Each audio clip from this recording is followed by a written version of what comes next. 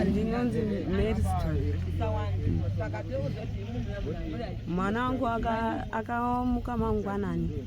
oende kumvura kuti womboende kosuka zvimaunifomu zveana. Wangu aende kosuka zvimaunifomu zveana ndopakazoti ochiti achitopedza kusuka wagezisana zvapedza kusuka kugezisa kuyana paachapedza kugezisa wochitora makudzodzana mafuta kuti echitozopfeka ide kuzotoona mvura iyo yatoapadhuze yatokwira yamumbuti achade kuti atore mwana mudoko wachona wotikwambatire wotora wobata ngemuoko wake kude kuti ati rumbei pano neapo mvura yatomudhemura watodonha pashi pikiduku woenda muti wotowa yotomupfudzura yotomuchaya maoko yotopfudzura naye ana otopere kuenda ena otoendawo ana otodainzira uyu woti mama uti mayegi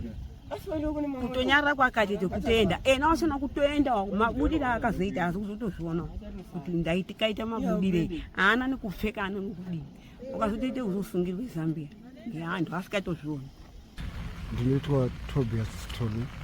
ndiri village head Manyaya. Chikaiti chakaitika musi weSunday kuri kuma 2 o'clock vakanga vatanga kutorwa tosvika ipapo tobvunzana kuti zvafamba sei vatange mukuwacha mukusuka vakazoonawo mvura ichingodini ichingowe apo neapo kusvika mvura yatodini yatowanda kusvike kuti vanga vane vana vavo 2 namai kusvikira vana vakutotorwa mai vade kuti vaedze kubatsire chinyi vana kuti vabate vana vochokundikana ndokuva tichizototeera meso tichizotsvake chinyi vana vadini basi vaenda then vana takazoone umwe wacho unofunga ainge ahambe 2 kilometers nepaatorerwa kusvika patakazomuona tatana chinyi nemapurisa totore mwana iyeye woenda nemapurisa saka pari zvinezvi tiri kutsvaka mwacho satadini awanikwa.